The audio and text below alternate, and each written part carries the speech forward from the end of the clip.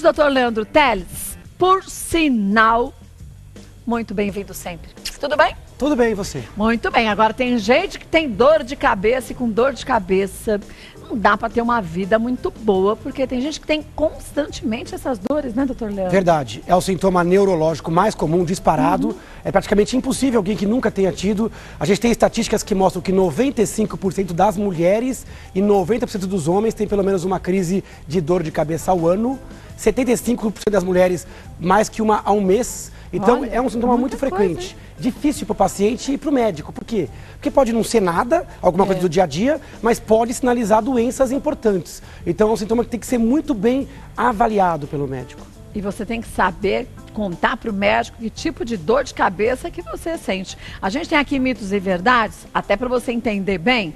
Enxaqueca e cefaleia são coisas diferentes. Isso é mito, né? Enxaqueca é um tipo de dor de cabeça, é um tipo de cefaleia. Enxaqueca é um tipo específico, que é crônico. A pessoa tem episódios de dor que duram de 4 a 72 horas. São dores predominantemente de um lado da cabeça, quase sempre pulsáteis, latejantes, onde a pessoa também tem náusea, às vezes vomita. Tem muita intolerância ao ambiente, a luz incomoda, cheiro forte, barulho. Então a pessoa tem crises com essas características que eu falei. Então é uma dor muito forte, muito comum. 1/3 das mulheres tem enxaqueca. Bastante, então é um quadro crônico, mas episódico. Cefaleia é um outro termo, é um termo abrangente. É sinônimo de dor de cabeça. Então toda dor de cabeça para o médico é cefaleia. Qualquer coisa que doa, Kátia, do pescoço para cima, é cefaleia. É cefaleia. Então enxaqueca é um tipo específico. Existem mais de 200 tipos de cefaleia. Muita coisa. 200 tipos ou causas. Então dor de dente pode ser considerada uma cefaleia, dor do trigêmeo, sinusopatia, até coisas graves. 1% das dores de cabeça podem sinalizar doenças graves, como aneurisma, tumores, trombose. Por isso é tão importante, às vezes, levar para o médico para ele fazer um bom exame físico e neurológico e, em casos selecionados, investigar.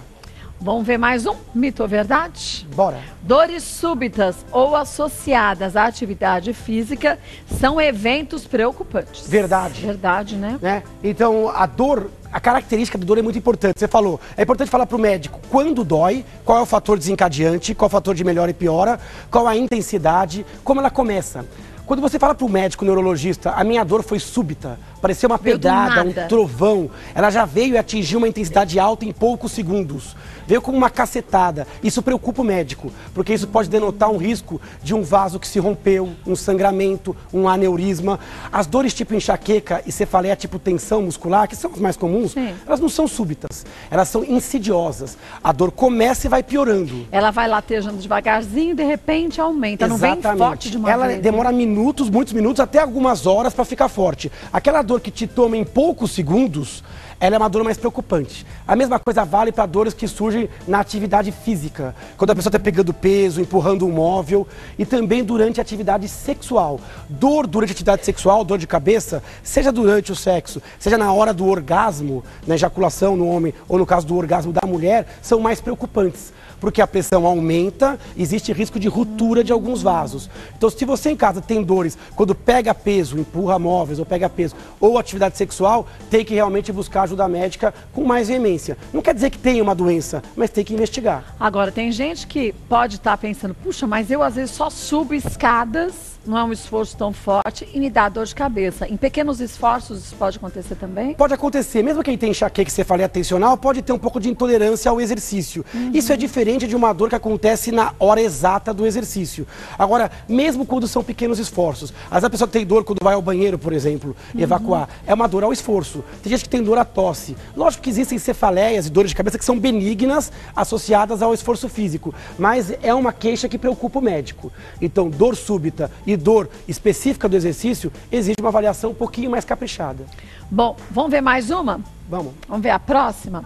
Dor de cabeça com febre pode significar uma meningite? Eu volto e o doutor Leandro disse se é mito ou se é verdade. Agora, voltando com o doutor Leandro Teles, dor de cabeça com febre pode significar uma meningite? Verdade. Do jeito que está colocado a frase, então pode ser meningite? Pode. A dor de cabeça comum, crônica, ela não acompanha febre nem sinais de infecção. Então, se você tem uma dor de cabeça que se acompanha de febre, dor no corpo, manchas pelo corpo, indisposição, tem que buscar o atendimento. Porque pode ser meningite meningite, ou até, lógico, outras infecções. A dengue, uma gripe, uma rinocinusite, uma diarreia. Então, quando a dor vem acompanhada de sintomas infecciosos, é bem possível que você não está diante de uma enxaqueca, nem uma cefaleia tensional. Deve ter alguma doença e aí a dor de cabeça ela é um sintoma e não a doença em si. Agora, a gente já falou sobre isso aqui no programa, meningite nem sempre dá dor de cabeça também, né? Nem sempre. A meningite às vezes dá pescoço rígido, dor na região do pescoço, mas é muito comum na meningite dor de cabeça, náuseas, indisposição e febre. Tem a forma mais leve, que é a forma viral, e tem a forma mais grave, que é a bacteriana, que aí o paciente piora muito rapidamente, pode surgir manchas no corpo e, nesse caso, configura uma emergência médica. Vamos ver mais um? Mito ou verdade? Dores na nuca são, na maioria das vezes, causadas por hipertensão arterial. Isso é um grande mito, Kátia. Na verdade, a hipertensão arterial, de modo geral, a hipertensão crônica, ela é assintomática. Quem dera a pressão subisse sempre e desse dor de cabeça, porque as pessoas tomariam mais cuidado. Na verdade, a hipertensão ela é assintomática. Por que surgiu esse mito? Porque muitas vezes a pessoa está com dor de cabeça, aí ela vai medir a pressão, porque já está com dor de cabeça, e percebe que a pressão está alta. Por quê? Porque a dor de cabeça aumenta a pressão. Quando você está incomodado, a pressão tende a aumentar. Ou porque a pessoa é hipertensa mesmo, e ninguém mede a pressão porque está jogando baralho em casa. Não, porque está feliz, né? É porque está com algum sintoma. Né?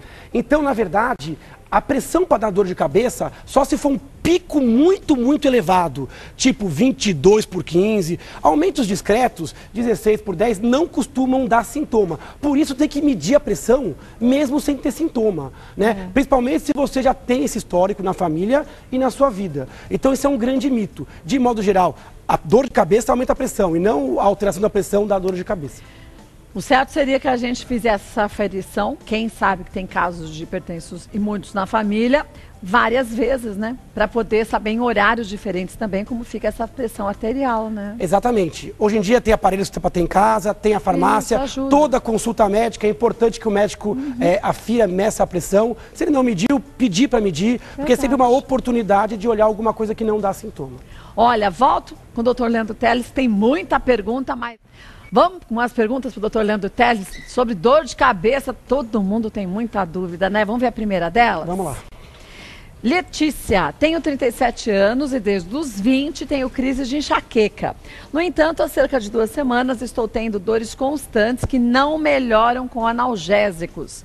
Minha visão parece mais nublada e tenho um pouco de enjoo. Será que é porque eu troquei o anticoncepcional recentemente? Nossa, que coisa. É uma descrição que é muito comum, né? A pessoa tem um histórico de enxaqueca, só que olha que coisa interessante, mudou o padrão.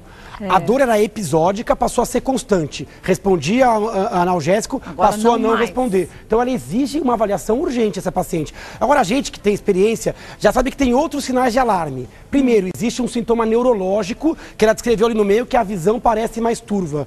Se durante a dor a sua vista está embaçada, é mais um motivo para o neurologista avaliar. Outra coisa, ela citou 2 coisas nas entrelinhas. Primeiro, que ela fuma, está até parando de fumar. E segundo, que ela usa anticoncepcional. Mulher acima dos 35 anos que fuma e usa anticoncepcional tem risco de trombose.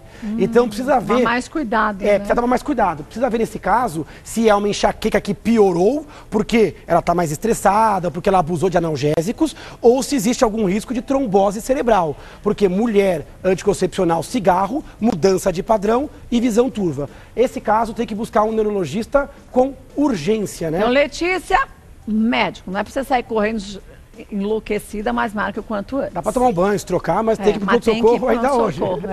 Porque às vezes as pessoas acham que quando a gente está tendo literalmente um piripaque, você sente muita coisa junto. Às vezes os pequenos sinais são os mais importantes. Exatamente, Kátia. Você falou uma coisa importante, para dor de cabeça é importante. Às vezes não é a intensidade da dor, é o jeito. Essa história me incomodou.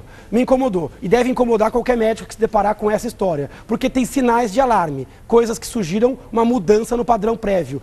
A enxaqueca que ela tinha antes só veio para confundir, né? Porque às vezes fala, mais uma crise de enxaqueca. Não. Pode ser outra coisa. Tem mudança, tem que reinvestigar. Vamos ver mais uma. Mariana, tenho crises muito fortes de dor atrás do olho esquerdo. Elas surgem do nada e às vezes ocorrem no meio da madrugada. Durante a dor, meu olho esquerdo fica vermelho e mais caído. E o nariz fica entupido. Tenho crises desde 2014. A dor chega a durar até 40 minutos. Isso é enxaqueca? Mariana, não parece enxaqueca. Não, né? Por algumas coisas. A enxaqueca geralmente ela dura de 4 a 72 horas. Tá rápido demais. Outra coisa, a enxaqueca não costuma dar alteração no mesmo olho. Ela tem o olho vermelho, lacrimejando, nariz entupido, caído. Isso sugere uma dor de cabeça bem conhecida dos neurologistas, que é a cefaleia em salvas. É uma dor muito forte, tem característica de acordar às vezes à noite. Em mulher não é tão comum, é um pouco mais comum em homens. Mas acontece em mulher também. É uma dor que é mais rápida que a enxaqueca e tem sintomas autonômicos. Geralmente é uma dor benigna. Pode ver que ela tem desde 2014 e parece que está muito bem, obrigada. Agora é uma dor muito forte, cefaleia em salvas. Pra você ver como muda a característica, né? Para um médico, talvez generalista, ou para um leigo, pode até parecer uma enxaqueca. Dói de um lado, é forte, numa mulher jovem, mas olha como o detalhe faz a diferença. Sintomas autonômicos, duração muito curta, acorda de madrugada. Esses casos têm que ser acompanhados por neurologista e sempre faz alguns exames para ver se não tem uma causa por trás. Se não tiver nada nos exames, fecha o diagnóstico, cefaleia em salvas. Então, vá você também para o médico, viu, Mariana? Vamos ver mais uma? Karin, quanto mais jovem fui diagnosticada com epilepsia, mas já faz 5 anos que não tomo remédios e meus exames estão normais. Porém, venho sentindo dor de cabeça diariamente. Isso pode ser um sinal que a doença está voltando? Volto e o doutor Leandro já responde para a gente. Bom, voltando aqui para o doutor Leandro Teles, a Karen fez uma pergunta, ó, que foi a seguinte: quando mais jovem, fui diagnosticada com epilepsia, mas já faz 5 anos que não tomo remédios e meus exames estão normais. Porém, venho sentindo dores de cabeça diariamente. Isso pode ser um sinal que a doença está voltando? Na verdade, me parece que são doenças diferentes. A epilepsia dá tendência de ter crises epiléticas. Quem tem epilepsia pode ter dor de cabeça logo depois da crise, depois de uma convulsão. No caso, a doença estaria voltando se voltasse a se manifestar com crises epiléticas. Agora, me chama a atenção alguns dados da história dela. A dor voltou diariamente. Dores que são todo dia, ou que pioram a cada dia, me traz uma preocupação. Porque não é comum de uma enxaqueca ou de uma cefaleia tipo tensional doer todo santo dia. Então, a dor que preenche critério para cefaleia diária, aquela que dói mais que 15 dias no mês, mais que dia sim, dia não, ela exige uma avaliação. Pode ser uma outra doença e o médico vai poder avaliar que pé que está também a epilepsia. Por sorte, é o mesmo especialista que vai avaliar. O neurologista pode ver a dor de cabeça e já vai revisar, sem dúvidas, os exames da epilepsia. Mas existem vários tipos de epilepsia e algum desse tipo, a pessoa pode parar de tomar medicamento também? Existem formas de epilepsia que a pessoa se cura. Epilepsias benignas da infância, epilepsias tratadas por cirurgia, onde o foco é retirado. Então não é toda a epilepsia que usa remédio para o resto da vida, não. Né? Existe uma boa parte que sim, mas alguns pacientes ficam sem crises por 2, 3 anos e por patologias benignas reversíveis. Aí o médico pode cogitar tirar o remédio e alguns podem se considerar curado. Olha, só lembrar, gente, que o espaço que a gente abre aqui de prestação de serviços é extremamente importante, porque é com ele que a gente tem aqueles principais alertas da saúde da gente. Quer dizer, o que parece ser algo leve pode ser algo complexo, como a gente viu alguns exemplos aqui. Agora, sentiu dor de cabeça persistente ou qualquer outra dor, sentiu que algo está diferente no seu corpo, busque um médico, é só ele que vai poder fazer o diagnóstico certinho. Não é porque você ouviu um caso parecido com o que você sente que você já se faz um diagnóstico, né? Perfeito. Tem que ter atenção, vigilância e levar para um profissional habilitado. Porque às vezes é um detalhe. E o médico, obviamente, é mais habilitado para poder fazer o melhor diagnóstico. É o único habilitado para isso. Não tem... A gente é curioso, mas médico a gente não é. Então vamos deixar na mão de quem sabe e estuda até hoje para ter, sim, esse poder de fazer um diagnóstico. É um poder de estudo. Não adianta, não é essa vida toda que se estuda? Sem dúvida. Não só estudo, como a vivência, o contato com o paciente e a atenção. Olha, eu vou passar para vocês o site do Dr. Leandro Teles, mas olha, presta atenção, tem Facebook, tem Instagram. O site é leandroteles.com.br, leandroteles.com.br. No Instagram? No Instagram, Neuro Leandro Teles, Neuro Leandro Teles. E no Facebook, Neurologista Leandro Teles. É uma fanpage, a pessoa pode seguir a gente. Deixar perguntas, sugestões de pauta. É muito bem-vindo sempre, viu? Beijo, obrigada. Beijo nas meninas, viu? Bom trabalho.